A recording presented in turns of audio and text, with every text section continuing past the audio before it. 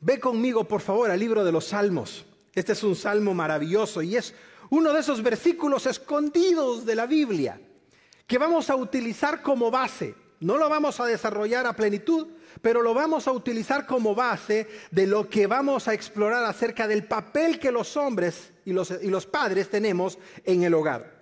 Salmos capítulo 103, versículo 13.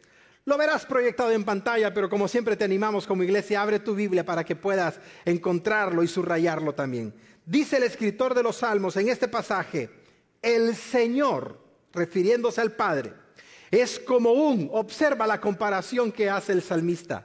Dios Padre es como un padre con sus hijos. Y observa las dos características que menciona el salmista. La primera, es tierno.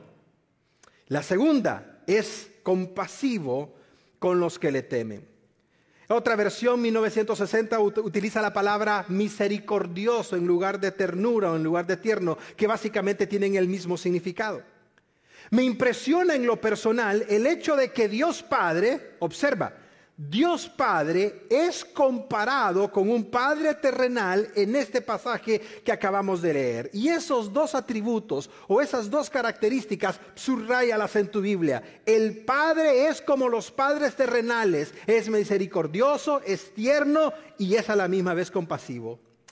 Y si tú me dices, pastor, pero explíqueme, ¿cómo es que yo como padre me asimilo o me asemejo al Padre que está en los cielos, como dice el pasaje? Bueno, eso lo vas a entender cuando tú recuerdes lo que es misericordia. No sé si tú lo recuerdas, pero te lo vuelvo a mencionar. Misericordia es recibir algo que tú no mereces. Misericordia es recibir algo que tú no mereces. Por lo tanto, cuando el pasaje dice que los padres somos misericordiosos como el Padre que está en los cielos, básicamente lo que está diciendo es que así como nuestro Padre en los cielos, quien siempre provee, quien siempre oye, quien siempre escucha, quien siempre da amor, a pesar de cómo tú y yo nos comportamos, de la misma manera los padres terrenales son tiernos, misericordiosos con sus hijos, a pesar del comportamiento que ellos tengan.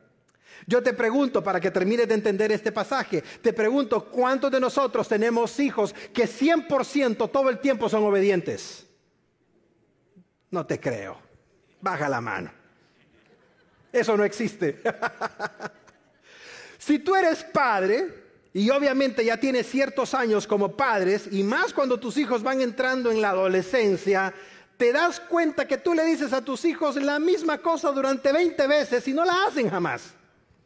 O tus hijos te dicen 20 veces que la van a hacer y al final no terminan haciéndolo.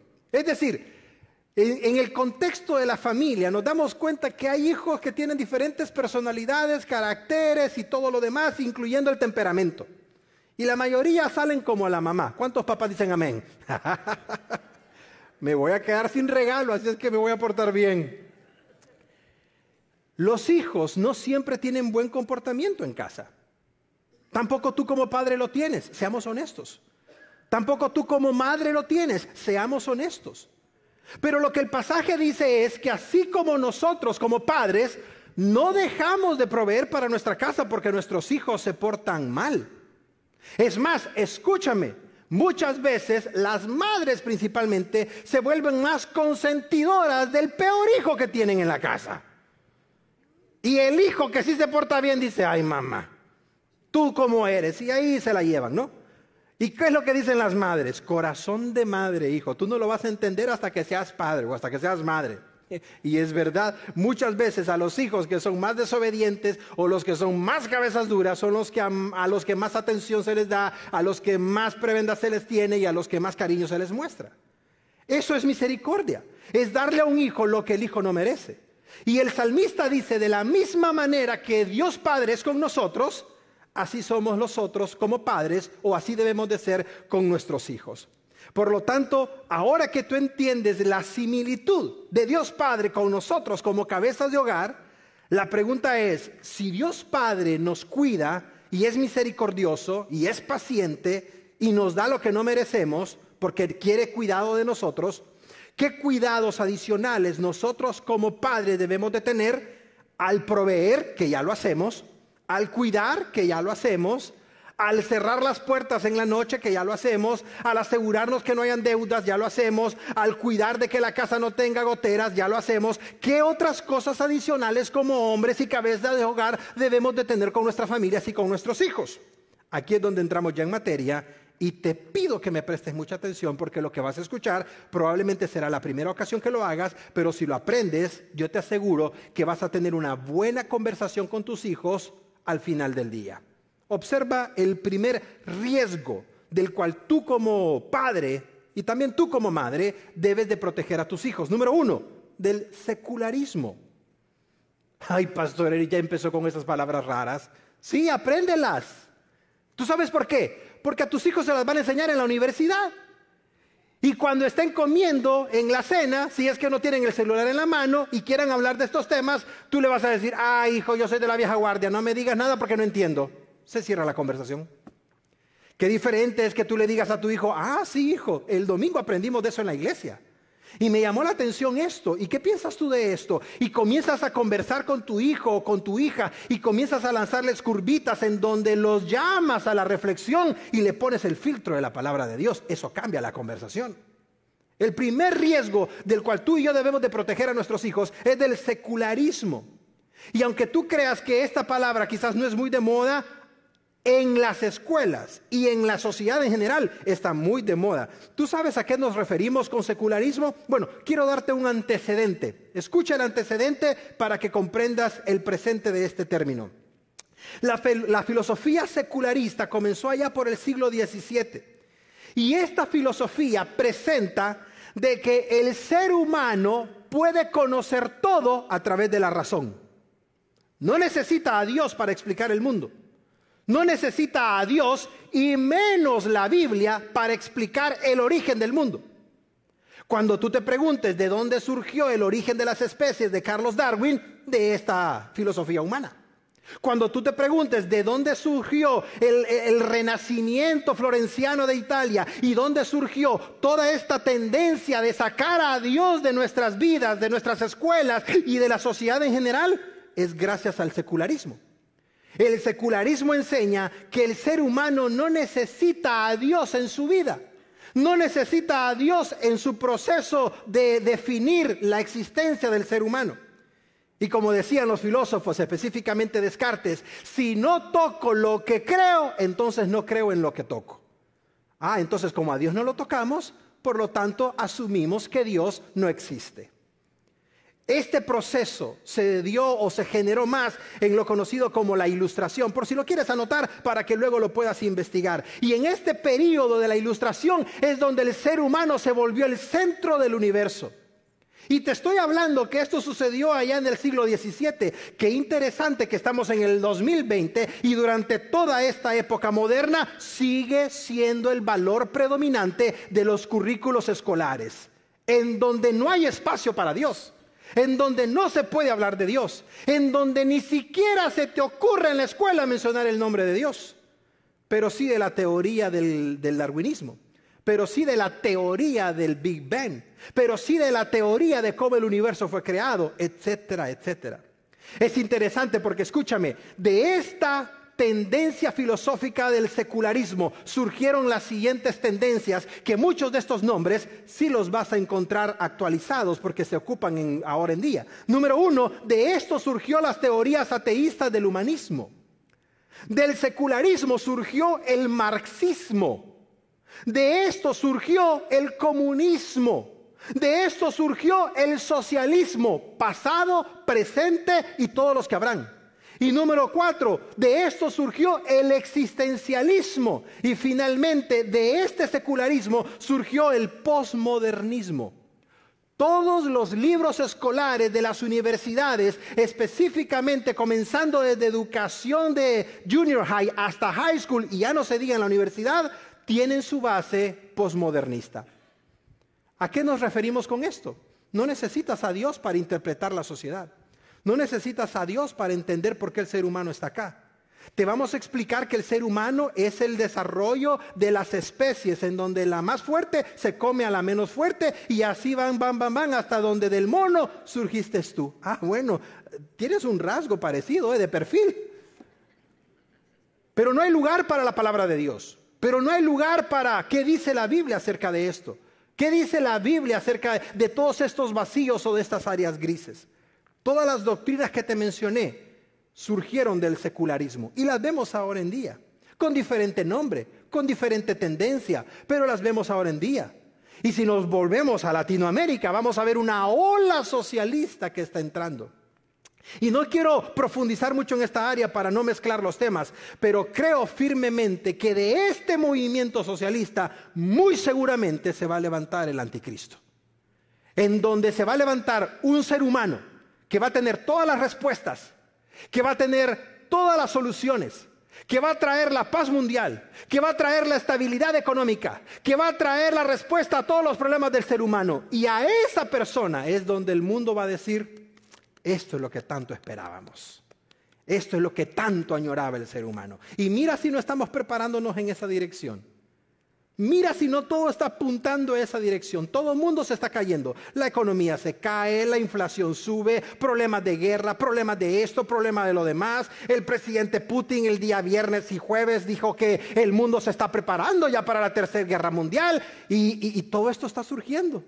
Entonces el mundo está desesperado buscando a quién tiene la respuesta. Y es la panacea ideal para que de ahí surja lo que la Biblia llama el anticristo. ¿De dónde surgen todas estas doctrinas? Del secularismo. Y nuestros hijos están recibiendo esto. Y me llama mucho la atención porque la Biblia no menciona el secularismo como tal, pero sí menciona los principios del secularismo. Y aquí es donde tú como padre, como cabeza de hogar, como sacerdote de tu familia, debes conocer la palabra de Dios. Debes conocer las Escrituras. No te estoy pidiendo que te vuelvas un teólogo. No te estoy pidiendo que vayas a un seminario durante 8 años para que te gradúes. Te pido que conozcas las Escrituras y sepas cómo aplicarlas con tus hijos, porque los vas a guiar más allá de lo que tú te imaginas. Hay un libro de la Biblia que muchos no leen porque es bien confuso, pero es una maravilla de libro. Si te gusta la reflexión y hasta cierto punto si te gustan los tratados filosóficos, deberías de leer Eclesiastés. Te vas a quedar con la boca abierta. Lo escribió, según creemos, el hombre más sabio que ha existido, humanamente hablando, después de nuestro Señor Jesucristo. Su nombre fue Salomón. Y este hombre escribió Eclesiastés, que como repito, son tratados filosóficos y hasta cierto punto humanistas, que al final de su vida él redactó. Salomón fue el hombre más sabio y ha sido el hombre más rico que ha existido sobre la faz de la tierra. Y este hombre se hundió en sus placeres, se hundió en todo lo que él quiso, hizo todo lo que él quiso, fue a donde él quiso, compró lo que él quiso y al final se alejó de Dios. Así termina la vida de Salomón. Y en esta etapa, él escribió lo siguiente. Me pareció muy interesante la advertencia que este hombre, quien todo lo hizo, quien todo lo tuvo, quien todo lo compró y quien todo lo experimentó, hizo al final de su vida. Observa lo que él escribió. Él dijo lo siguiente: jóvenes, que no les duelen las rodillas, que no tienen problemas de insomnio, que se pueden desvelar y no tienen problemas al siguiente día. Alégrense, jóvenes, en su juventud. Deja que tu corazón disfrute la adolescencia, esa etapa maravillosa en donde corres 5 millas y no sientes nada. Joven, alégrate en tu juventud y que tu corazón tome placer en todo lo que tú quieras. Observa lo que viene después. Sigue los impulsos de tu corazón. ¿Has escuchado a los jóvenes decir eso? Yo voy a seguir mi corazón. Él dijo: sigue los impulsos de tu corazón. Y si tienes algún estímulo en tus ojos, sea dañino, sea perjudicial, sea lo que sea, sin entrar en detalles, dice Salomón: hazlo. Métele el acelerador, quita el freno y dale de bajada. Pero no olvides un detalle, querido joven. Chiquitito, pequeñito, en letras chiquititas al final del contrato. De todo lo que tú hagas, de todo lo que tú veas, de todo lo que tú practiques, de todo lo que tú disfrutes, de todo lo que tú pruebes, te juzgará Dios. ¿Qué cierre tan espectacular hizo Salomón? Le da la oportunidad al joven de que haga lo que quiera, pero luego le advierte y le dice: no olvides un pequeño detalle. Tú vas a tener que rendir cuentas de cómo manejaste tu vida en la manera en la que la viviste. Me llama mucho la atención esa advertencia, porque esa advertencia se aplica mucho al secularismo, que nos dice que Dios no existe y que no hay que importar tomar en cuenta a Dios. Por lo tanto, si Dios es el parámetro de los valores, si Dios es el parámetro de lo correcto y quito a Dios de la ecuación, entonces vivo mi vida como yo quiera. Vivo mi vida como se me antoje. Está bien, quieres vivirla, vívela así. Pero no olvides, dice la palabra de Dios, que va a haber un día en donde vas a dar cuentas de cómo viviste tu vida. Y al final, en el capítulo 12, este mismo escritor ya no nos da una advertencia a los jóvenes o a las personas en general, sino que nos da una recomendación. Y me encanta porque el libro termina con una recomendación y no de una mala nota, con una advertencia. Observa el versículo 1 de Eclesiastés 12. Acuérdate de tu creador, de ese que el secularismo dice que no existe, de ese que la universidad dice que fue inventado por las religiones, de ese que Carlos Marx dijo que las religiones son el opio de los pueblos, de ese que todo el mundo se burla, de ese que son fábulas y cuentos inventados por abuelitas, de ese, dice él, acuérdate en tu juventud, antes de que vengan los días malos, antes de que lleguen los años en los que tú digas, no tengo ninguna alegría en los años. Y te repito una vez más, la juventud es esa etapa maravillosa en donde no te duele nada. De los 30 en adelante, te truena todo, pareces de robot, track.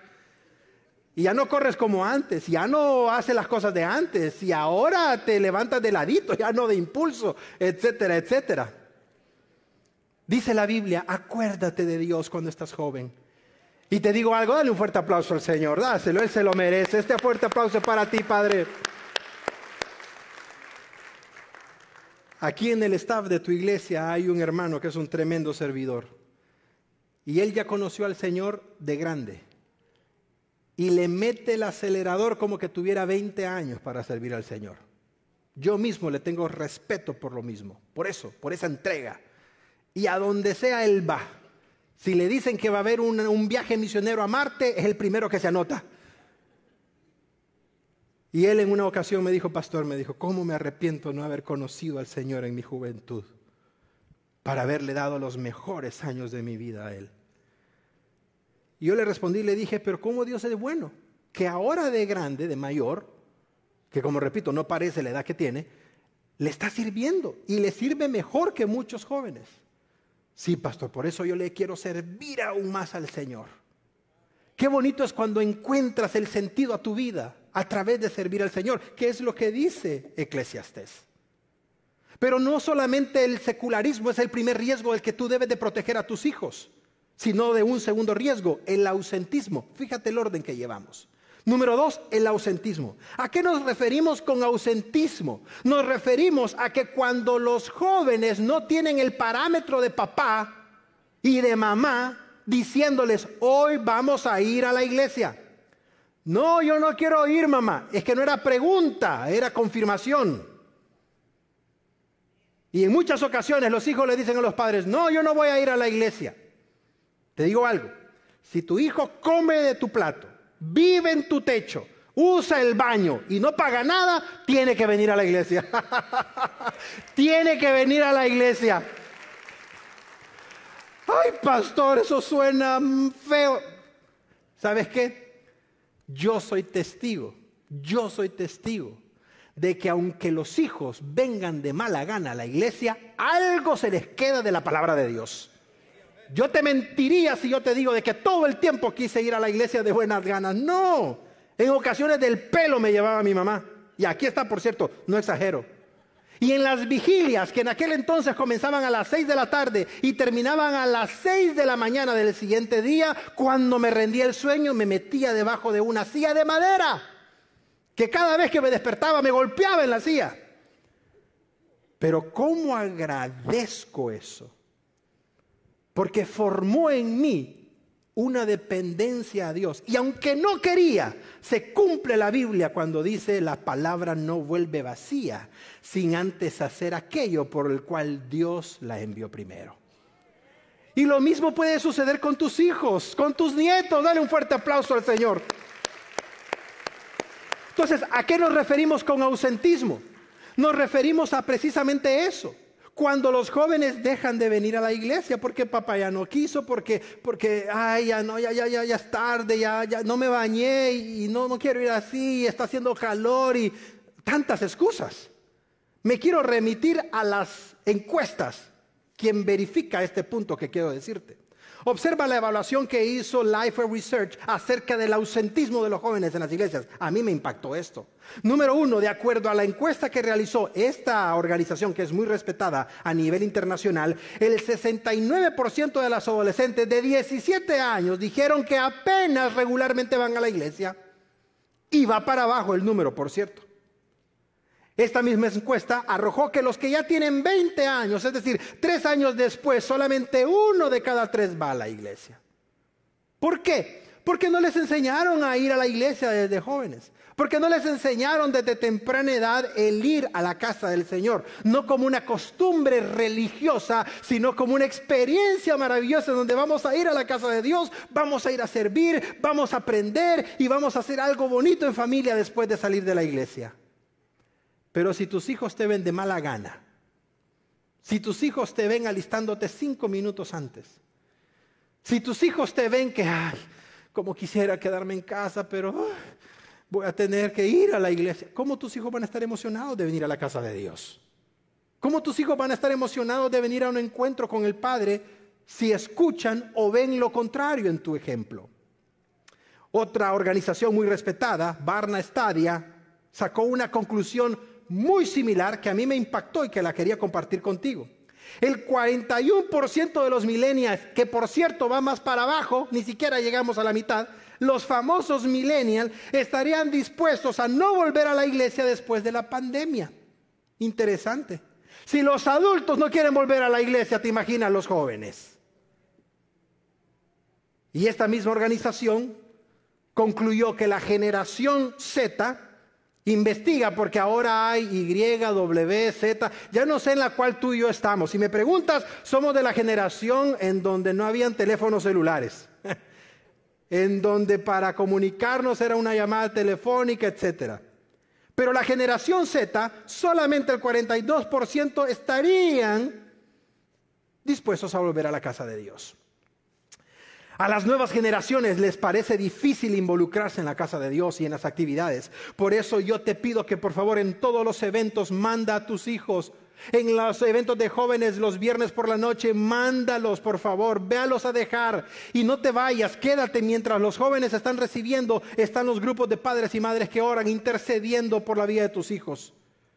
Cuando hayan campamentos como el de Avívanos, manda a tus hijos. Pastor, pero vale 150.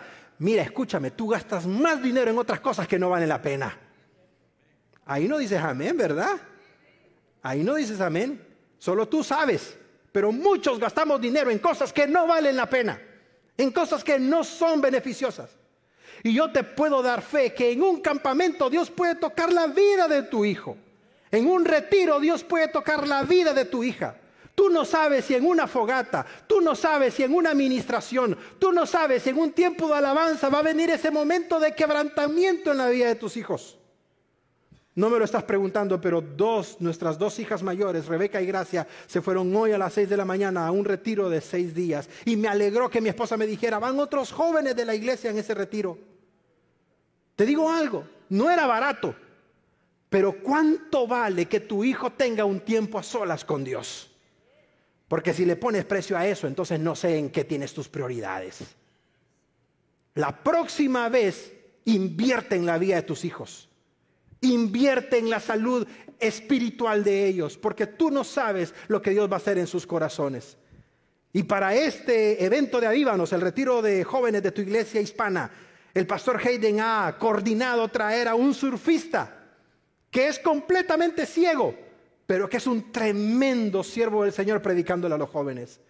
Estamos emocionados con mi esposa Yami de poderlo escuchar y de ver el impacto que él va a tener, junto con Tato, que también ya estuvo años atrás y va a volver a predicarle a los jóvenes. De eso se trata, de que tú digas, voy a invertir en mis hijos. Y te digo algo, el Padre que está en los cielos va a ver el esfuerzo con el que lo haces y Él te va a proveer lo necesario para que pagues eso y aún más, porque Él ha visto que estás invirtiendo en la vida de tus hijos. Dale un fuerte aplauso al Señor. Diles, Padre, voy a invertir en mis hijos, voy a invertir en mis nietos. Tú sabes que me voy a descompensar financieramente, pero tú me vas a proveer, Señor. Y te garantizo que el Señor te va a proveer. En lo que hagas y a lo que te dediques, el Señor te va a proveer. Este pasaje de Hebreos 10:25 ya lo has escuchado, pero te lo quiero recordar. La palabra de Dios dice, no dejen de congregarse, como muchos tienen por costumbre. O sea que ya es un mal viejo, ¿no te parece? Muchos tienen por costumbre, pero no sé tú, yo no quiero ser parte de la estadística. Yo quiero siempre estar en la casa del Señor.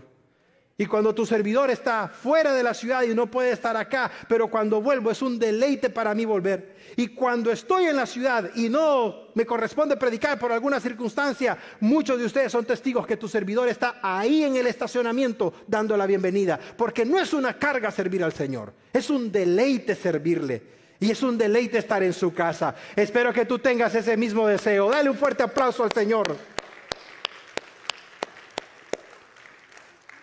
De chilena, te paso este versículo para que lo anotes también. Proverbios 22:28, precioso versículo, para que lo tengas ahí escondidito. Dice el proverbista, no traspases, hablándole a los hijos, no traspases los linderos antiguos que pusieron tus padres. El pasaje está hablando de los linderos físicos que dividen una propiedad. Pero ese pasaje lo podemos aplicar al aspecto espiritual. ¿Cuáles son los linderos que tú estás poniendo en la vida de tus hijos? ¿Cuáles son los límites que tú estás poniendo en la vida de tus hijos? Te digo algo, no me juzgues, solo te lo cuento por si te sirve. Mi esposa traía el comezón desde hace mucho tiempo de querer retirar Netflix de nuestra casa. Y yo justificaba tener Netflix para ciertas cosas, aunque no veía mucho Netflix, pero había algunas cosas históricas, etcétera, que me llamaban la atención. Pero cuando mi esposa sacó los programas gays y todo esto, dije yo, hasta aquí. Y teníamos que estar, no veas, no oigas, pásalo rápido. Dijimos, aquí se acaba Netflix en nuestra casa.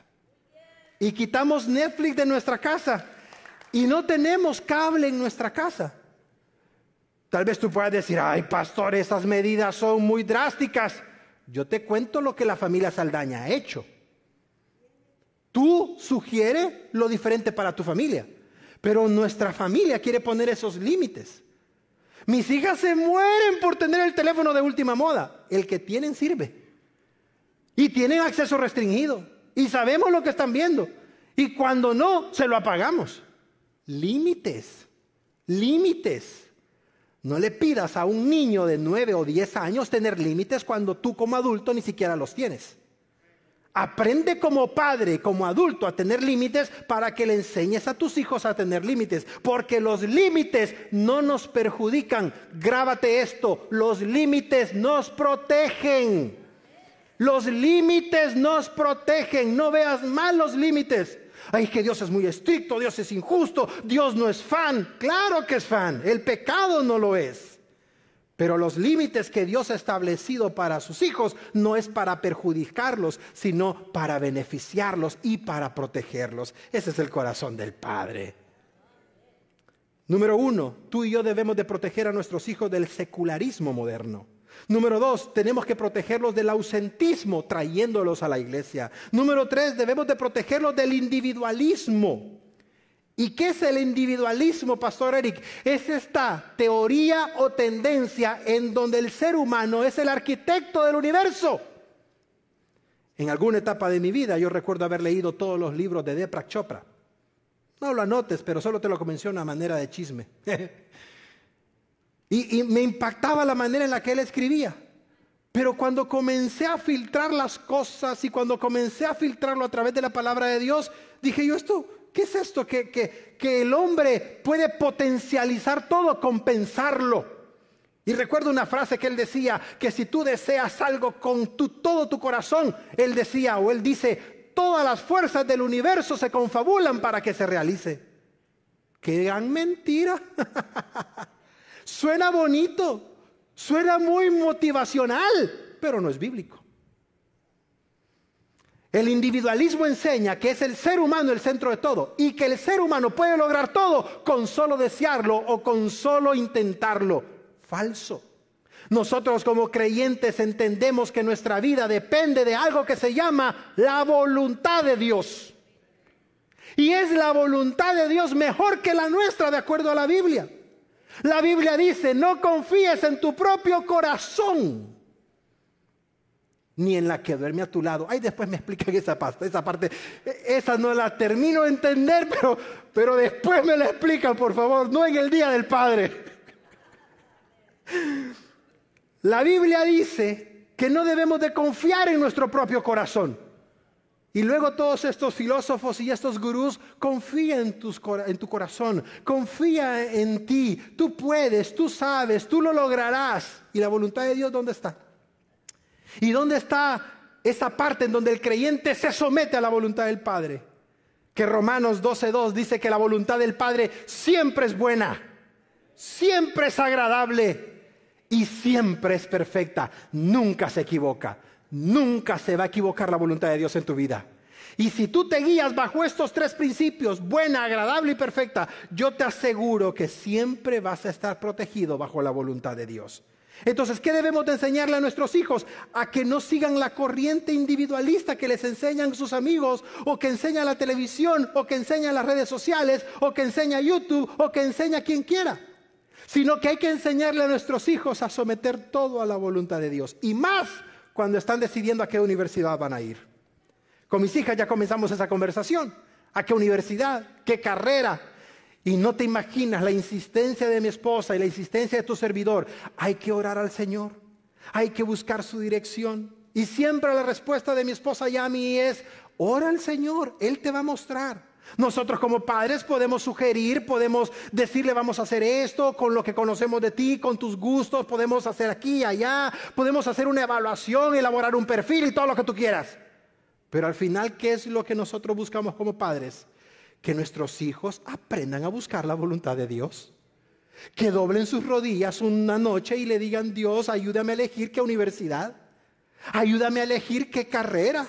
Ayúdame a elegir dónde voy a ir, si es fuera del estado, si es dentro del estado. Esa es la meta de los padres, enseñarle a nuestros hijos a depender no de sí mismos, sino de la voluntad del Padre. El domingo estuvimos con mi esposa en esta conferencia a nivel nacional y había mucho material. Y mi esposa, siempre que hemos salido, procuramos traerle algo a las niñas.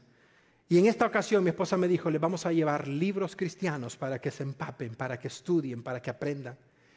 Y mi esposa invirtió un buen tiempo buscando entre todos los pasillos los libros adecuados por sus edades para traérselos como regalo. Te digo algo, es tan bonito cuando tú puedes invertir dándole un buen libro cristiano a tus hijos, principalmente en la edad de la adolescencia o en ese rango en donde hay tantos cambios emocionales, cambios y tanta situación. Tú puedas reafirmar esa parte con tus hijos dándole, por ejemplo, un devocional. Te recomiendo los devocionales porque tienen 365 días. Y tus hijos van a hacer un devocional ya sea por la mañana o por la noche, pero el punto es que tus hijos aprendan privadamente a tener sus tiempos devocionales. Porque cuando salgan de casa, cuando estén allá en la universidad, cuando renten su primer apartamento, van a recordar las disciplinas espirituales que aprendieron en casa si tú como padre y madre les enseñaron desde temprana edad. Hazlo, te lo sugiero que lo hagas. Como padres debemos de proteger a nuestros hijos del secularismo, debemos de protegerlos del ausentismo, debemos de protegerlos del individualismo y este último, creo con el cual vamos a ir cerrando, debemos de protegerlos del progresismo. Pastor Eric, usted me va a decir que tengo que proteger a mis hijos de que progresen. No, progresismo y progreso no son sinónimos, son antónimos y te lo voy a demostrar. Préstame mucha atención porque de todos los movimientos que te he mencionado, este último, a juicio de tu servidor, es el más preocupante, el más dañino y el que más de boga está actualmente. Aunque el término progresismo puede tener diferentes aplicaciones tanto para lo político como para lo económico, lo cierto es que el progresismo ahora en día es una tendencia de moda socialmente con los jóvenes. Y ahorita te voy a explicar por qué.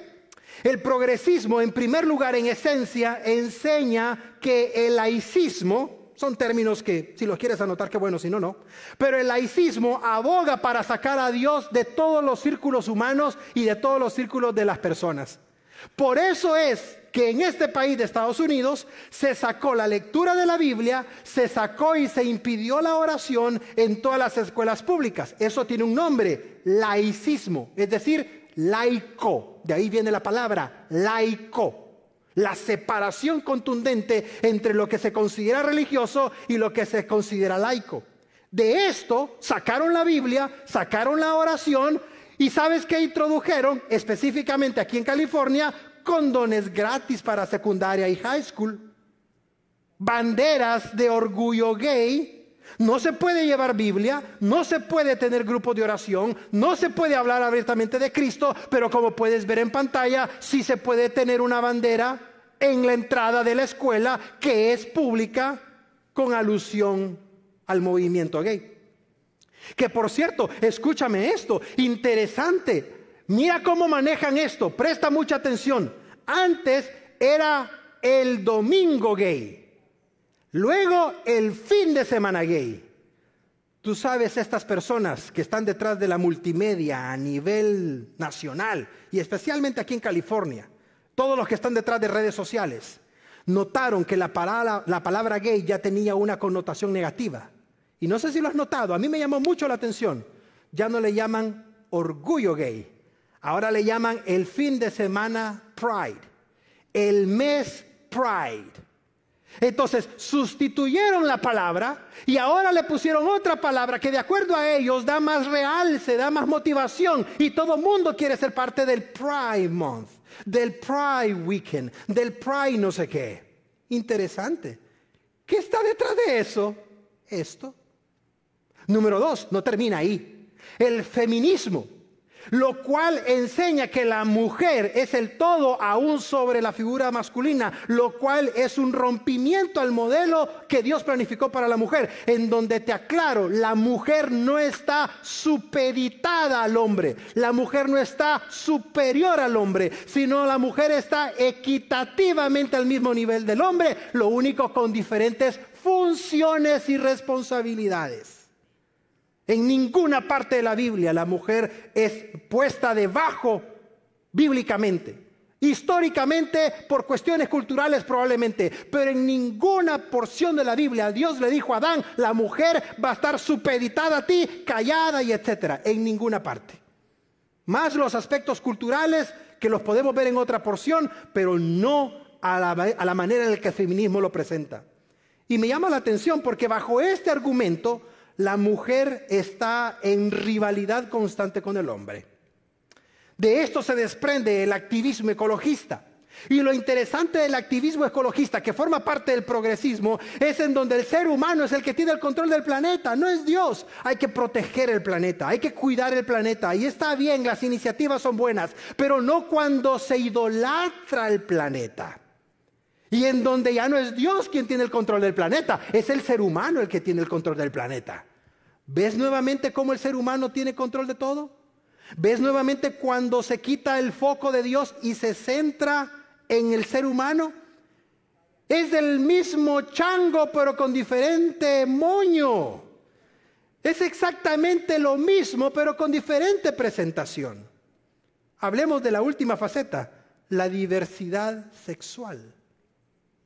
Finalmente, el progresismo defiende la diversidad sexual a tal punto que enseña a nuestros hijos en las escuelas que ellos pueden ser y usar su sexualidad como ellos lo deseen. Y lo que más molesta, como lo puedes ver en la última fotografía, es que personas abiertamente drag queen van y dan clases de lectura a niños de parvularia. No se permite una Biblia. No se permite hablar de Cristo, pero se permite semejante aberración. Y si estamos hablando de equidad, ¿cuándo le preguntaron a la junta de padres que pudieran hacer eso? Nunca. Y por la elección de 8 personas en el magistrado, tomaron la decisión por cientos y miles de padres que no apoyan semejante cosa. ¿Te das cuenta? Quiero hacer un paréntesis. ¿Están conmigo, iglesia, por cierto? Quiero hacer un paréntesis. Las personas que representan este movimiento constantemente atacan al cristianismo. El cristianismo nos aborrece, el cristianismo nos odia. No, no odiamos a nadie. Escúchame, bíblicamente no se nos es permitido odiar a nadie. Jesús nos enseñó a amar a nuestro prójimo. Él nos enseñó a través de su vida a darle un vaso de agua a quien nos trata mal. Pero es distinto el hecho de aprobar sin ningún tipo de consentimiento aquellos patrones morales de conducta que no son bíblicos, sino que responden más a una tendencia de pecado que a algo que puede ser productivo para la vida de nuestros hijos. Y en esa parte son peras y son manzanas. Los cristianos nunca demandamos nuestros privilegios, por decirlo así. Tú nunca vas a ver una marcha de cristianos diciéndole a la Corte Suprema de Justicia: queremos implementar la Biblia otra vez en las escuelas. No. Nunca vas a ver una marcha social de cristianos queriendo erradicar el movimiento gay. No. Entendemos que Dios está en control de todas esas cosas. Pero si bien es cierto, nosotros no marchamos para hacer ver nuestros derechos, tampoco permitimos que los nuestros sean pisoteados y sean puestos como una burla. En última instancia, ¿quién tiene la última palabra? Nuestro Padre que está en los cielos. Él tiene todas las respuestas. Nosotros no vamos a pelear, nosotros no vamos a discutir por ese tema. Solamente le queremos decir a cualquier persona que ha escogido, escúchame que lo digo categóricamente, no hay ninguna persona que haya nacido homosexual, lésbico, transexual o todas las ramificaciones que ahora existen. Ninguna. Cuando tú naciste, tu partida de nacimiento dice: nació sexo masculino, nació sexo femenino. Que en el camino tú decidieras voluntariamente, por la influencia de tus amigos, por la influencia de terceras personas, por la influencia de los programas, por la influencia de lo que te metes en la mente y lo que ven tus ojos, si tú decidieras cambiar ese sexo por algo diferente, ya no es responsabilidad del Padre, es decisión propia. Y si recuerdas Eclesiastés, Salomón te dice: hazlo. ¿Quieres cambiarte de sexo? Hazlo. ¿Quieres acostarte con hombres y mujeres? Hazlo, hazlo. Pero no olvides que sobre esas cosas te va a juzgar Dios. No olvides eso. Tenemos que proteger a nuestros hijos de tantas cosas, pero con este último punto cierro porque ya se me fue el tiempo. Pero este punto es muy especial. ¿Cómo debemos de proteger a nuestros hijos, Pastor Eric? Con este cierro. Debemos de protegerlos con nuestra propia vida. Yo no sé tú qué estás dispuesto a hacer, pero yo no estoy dispuesto a que alguien más le enseñe a mis hijos lo que es correcto, a que alguien más le dictamine a mis hijas el código de conducta y de moral que como señoritas deben de tener. Eso yo no se lo voy a permitir a ninguna persona. Esa es responsabilidad que Dios le ha dado a Eric Saldaña. Y con todos los errores e imperfecciones que Eric Saldaña pueda tener, es mi responsabilidad enseñar esos valores a mis hijas. Y es la misma responsabilidad que tú los enseñes a tus hijos. Entonces, ¿cómo debes de proteger a tus hijos? A través de tu propia vida. Y cierro este punto con una historia que a la misma vez es impactante y conmovedora y que grafica mucho este último punto de nuestro mensaje. El doctor Roberto Ávila Brambila, del estado de Tamaulipas, México, fue diagnosticado con cáncer en el estómago. Y lo que ningún padre jamás quisiera escuchar es que a los pocos meses su hija Andy, que ves en pantalla, también fue diagnosticada con la misma enfermedad, pero no en el estómago, sino que en el cerebro. El joven padre, teniendo una vida como doctor prominente, 34 o 36 años de edad, sin dudarlo, tomó la decisión drástica de detener su propio tratamiento y enfocarse en recaudar lo necesario para que su hija sobreviviera. El 24 de mayo a la pequeña le extrajeron el tumor de su cerebro y le iniciaron una serie de radioterapias y actualmente se encuentra en terapia intensiva, pero su madre afirma que tiene signos de mejora.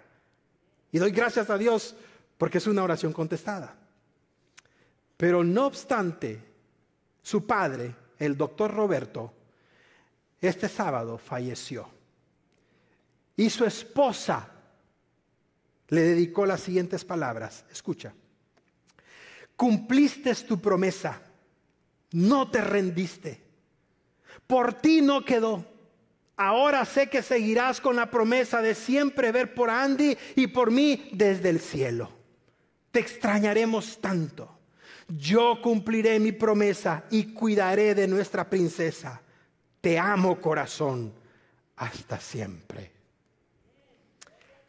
Dale un fuerte aplauso, Señor. Es impactante eso. ¿Tú sabes por qué impacta? Porque aquí tenemos a un padre que decidió no tratarse él para que tuviera las fuerzas, los recursos y todo para que su hija sí sobreviviera. Y su esposa, ya fallecido, me imagino que lo hizo en vida, pero ya fallecido le dice gracias por haber hecho lo que tenías que hacer, aunque fuera doloroso, pero cumpliste con lo que era tu deber.